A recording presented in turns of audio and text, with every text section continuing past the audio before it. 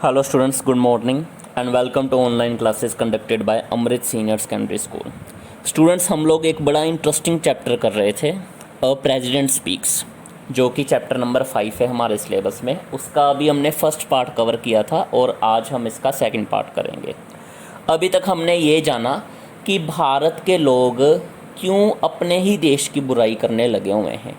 हालांकि जब यही लोग जब फॉरेन कंट्रीज़ में जाते हैं तब ये वहाँ की सिर्फ अच्छाई ही देखते हैं। इन लोगों को यानी हम इंडियंस को बाहर वाले देशों की बुराई नहीं नज़र आती, बुराई सिर्फ हमें अपने देश में नज़र आती है। इसकी क्या वजह है? और राइटर ने यहाँ ये भी बताया हुआ है अलग अलग देशों का कंपैरिजन कर कर कि ऐसी बहुत सारी अलग अलग एक्टिविटीज़ हैं जो हम अपने देश में करते हैं पर बाहर करने की हिम्मत नहीं है। वो कौन सी एक्टिविटीज़ है, ये आज हम पेज नंबर 39 पर पढ़ने जा रहे हैं। पेज नंबर 39 के सेकंड पैरे से, you come back to the parking lot to punch your parking ticket if you have overstayed in a restaurant or a shopping mall irrespective of your status identity. In Singapore you don't say anything, do you? Doctor APJ Abdul Kalam जिन्होंने ये lesson लिखा है वो आप लोगों से कह रहे हैं कि आप लोग अपने रुतबे की परवाह किए बिना ही मान लीजिए किसी फ़ॉरेन कंट्री के रेस्टोरेंट या शॉपिंग मॉल में ज़्यादा समय तक रुकते हो तो वहाँ आपको आपकी पार्किंग टिकट को दोबारा से पंच करवाना पड़ेगा। दोबारा से आपको पार्किंग लॉट यानी पार्किंग की जगह पर जाना पड़ेगा।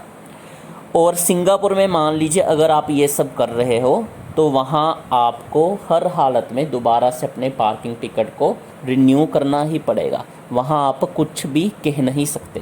क्या आप वहाँ सच में कुछ कहने की हिम्मत रखते हो? नहीं। यहाँ ओवरस्टेड का मतलब है ज़्यादा समय तक रुकना। You would not dare to eat in public during Ramadan in Dubai. Dubai में जब रमदान, जिसे हम हिंदी में रमज़ान बोलते हैं, रमज़ान का जब महीना होता है, जब ईद वाला महीना होता है, तब आप दुबई में जाकर लोगों के बीच बैठकर खाना नहीं खा सकते। वहाँ आप ये हौसला नहीं कर सकते। You would not dare to go out without your head covered in Jeddah. जब आप जेदाह नाम की जगह पर जा रहे हो और जहाँ आप सजदा करने के लिए किसी मस्जिद भी जा रहे हो, वहाँ आप सिर ढके बगैर नहीं जा सकते, ख़ास कर फॉरेन कंट्रीज़ में। जदा एक देश की जगह भी है और मस्जिदों को भी इनडायरेक्ट वे में जदाह बोला जाता है। यहाँ दोनों सेंस में आप इस चीज़ को समझ लें। You would not dare to buy an employee of the telephone exchange in London at £10 a month too. See to it that my STD and IST calls are billed to someone else. हम लोग भारत में या कुछ लोग भारत में कई बार क्या करते हैं, टेलीफोन एक्सचेंज के कर्मचारी को रिश्वत देते हैं कि कोशिश करो कि जो मेरा टेलीफोन बिल इतना ज़्यादा आ रहा है वो थोड़ा बिल किसी और का बीच में हम एडजस्टमेंट कर दें, जो मेरा बिल है वो किसी और के खाते में ट्रांसफ़र हो जाए। पर आप यही चीज़ लंदन में नहीं कर सकते। लंदन में आप टेलीफोन एक्सचेंज के कर्मचारी को मान लीजिए 10 पाउंड देते हैं और उसे आप ख़रीदने की कोशिश करेंगे कि ध्यान रखो मेरा STD और IST का बिल बहुत ज़्यादा आ रहा है और ये किसी दूसरे के खाते में ट्रांसफ़र हो जाए, तो वहाँ ये काम बिल्कुल नहीं हो सकता, क्योंकि वहाँ पर कानून बड़े सख्त हैं और वहाँ पर लोग कानूनों का सम्मान भी करते हैं। You would not dare to speed beyond 55 miles per hour. Bracket में यहाँ पर हमें दिया है 88 किलोमीटर पर आवर, यानी 55 माइल्स पर आवर को अगर किलोमीटर में चेंज करना हो तो वो होते हैं 88 kilometre per hour. You would not dare to speed beyond 55 miles per hour in Washington and then tell the traffic cop. जानता है मैं कौन हूँ? Do you know who I am? I am so and so son, take your new $2 and get lost. आप Washington में मान लीजिए 88 kilometre per our जहाँ 55 माइल्स पर आवर के हिसाब से अपनी गाड़ी चला रहे हो, वहाँ पर ट्रैफिक पुलिस ने आपको रोका तो आप वहाँ पर उसे ये कहने का हौसला नहीं कर सकते कि जानता है मैं कौन हूँ, मैं फ़लाने फ़लाने का लड़का हूँ, ये ले अपने 2 सिक्के, यहाँ पर बक्स का मतलब है सिक्के, ये ले अपने 2 सिक्के या ये ले अपने 2 नोट और यहाँ से चले जा। यहाँ आप भारत में ये सब कुछ कर सकते हो पर फ़ौरन में आपके ये करने की हिम्मत नहीं है। You would not chuck an empty coconut shell anywhere other than the garbage pail on the beaches in Australia and New Zealand. मान लीजिए आप ऑस्ट्रेलिया और न्यूजीलैंड में गए, वहाँ पर आप समुंदर के किनारे जो भी डस्टबिन रखे हुए हैं, गार्बेज जो है यानी कूड़ा करकट, और पेल का मतलब है कूड़ा करकट डालने वाली जगह, तो गार्बेज पेल यानी एक तरह से डस्टबिन हो गया जो बीचेस के किनारे फॉरेन कंट्रीज़ में रखा होता है। तो अगर आप न्यूजीलैंड और ऑस्ट्रेलिया में जाते हो तो खाली जो नारियल का खोल होता है उससे आप ऐसे यहाँ वहाँ नहीं फेंक सकते, आपको डस्टबिन में ही फेंकना पड़ेगा। चक का मतलब होता है फेंक देना। वाई डोंट यू स्पिट पान on the streets of Tokyo. आप टोक्यो की गलियों में इधर उधर पान नहीं थूक सकते, क्यों? Why don't you use examination jockeys or buy fake certificates in Boston. आप अपने एग्ज़ाम किसी दूसरे से लिखवा नहीं सकते, ना ही आप नकली डिग्रियां ले सकते हो बोस्टन में, क्यों नहीं ले सकते? We are still talking of the same you.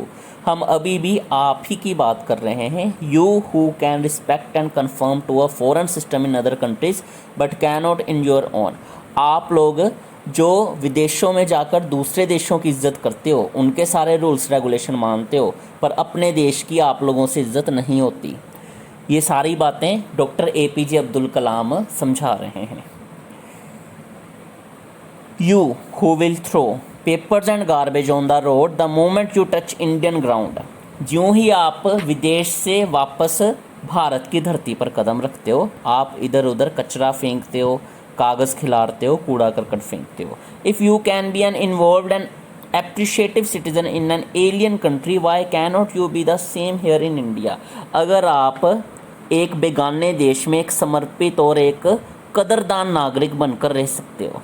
Appreciative होता है अच्छा या कदरदान, इन्वॉल्व्ड होता है यहाँ पर मतलब है समर्पित। तो अगर आप एक समर्पित और कदरदान नागरिक बनकर बेगाने देश में रह सकते हो, तो यही चीज़ें आप फिर इंडिया में क्यों नहीं कर सकते? आप इंडिया में आकर अच्छा इंसान क्यों नहीं बन सकते? Once in an interview the famous ex municipal commissioner of Bombay mister Tinaikar had a point to make. एक बार एक इंटरव्यू में जो मुंबई के उस टाइम के मशहूर नगर निगम के कमिश्नर थे मिस्टर तिनाकर, उन्होंने एक बात कही।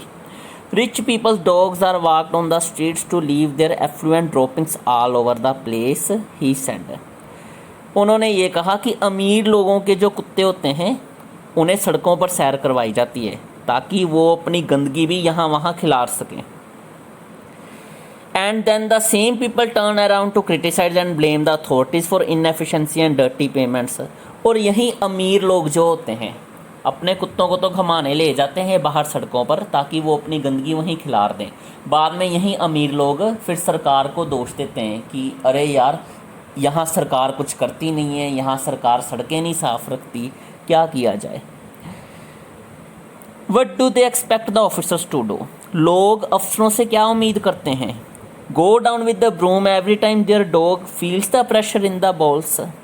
जब भी उनके कुत्तों के पेट में दबाव महसूस हो तो क्या ये अफसर झाड़ू लेकर उन कुत्तों के मगर मगर घूमें और इंडिया की हर सड़क साफ़ करें? डॉक्टर APJ अब्दुल के कहने का मतलब है कि शुरुआत हमें खुद से करनी पड़ेगी, स्वच्छता हमें खुद से लेकर आनी पड़ेगी। अगर हम ही अपने कुत्तों को यहाँ वहाँ फिराते फिरेंगे तो फिर तो सड़कें या गलियाँ गंदी होनी ही होनी है, उसमें भारत सरकार फिर क्या कर सकती है। In America every dog owner has to clean up after his pet has done the job. America में तो ये कानून बना हुआ है कि हर एक कुत्ते के मालिक को कुत्ते की गंदगी सड़क से साफ़ करनी पड़ेगी जब भी उसके कुत्ते ने अपना काम ख़त्म कर लिया। सेम इन जापान, जापान में भी यही कुछ है। Will the Indian citizen do that here. क्या भारत नागरिक ये सारी चीज़ें वहाँ पर कर सकते हैं? नहीं, पर वो सारी चीज़ें ये यहाँ पर करने की कोशिश ज़रूर करेंगे। He is right. Doctor Abdul Kalam कह रहे हैं कि जो मुंबई के कमिश्नर थे मिस्टर तिनायकर, उनकी ये बात बिल्कुल ठीक है।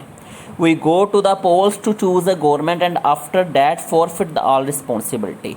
हम लोग इलेक्शंस में जाते हैं अपनी सरकार चुनने के लिए और बाद में हम सारी जिम्मेवारियां भूल जाते हैं।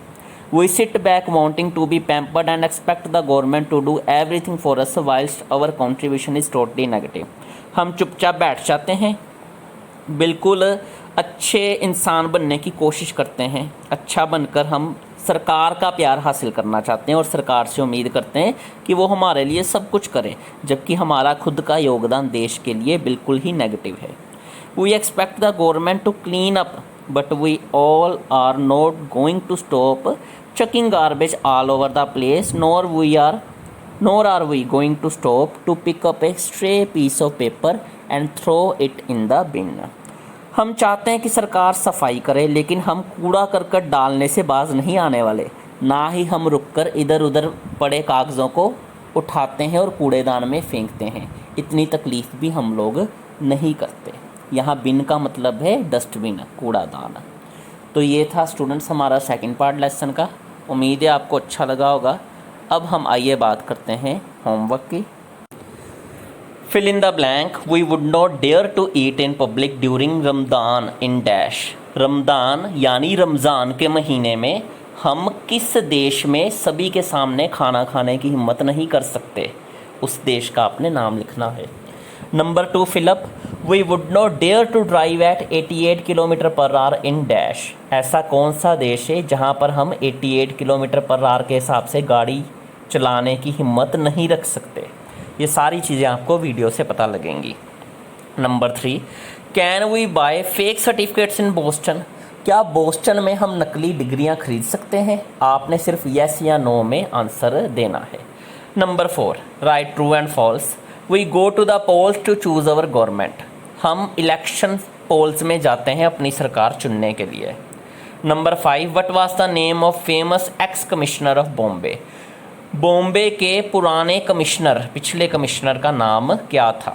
लेसन के अकॉर्डिंग आपने देना है। उसके बाद स्टूडेंट्स वर्ड मीनिंग्स हैं, आपने इन शब्दों के मतलब लिखने हैं हिंदी या पंजाबी में। नंबर 1 है ओवरस्टेड, नंबर 2 है फेक और नंबर 3 है एप्रिशिएटिव। उसके बाद स्टूडेंट्स 7वें नंबर पर आपने 10 डिफ़िकल्ट वर्ड्स इस वीडियो से लेने हैं और अपनी नोटबुक पर नोट करने हैं। Thank you students.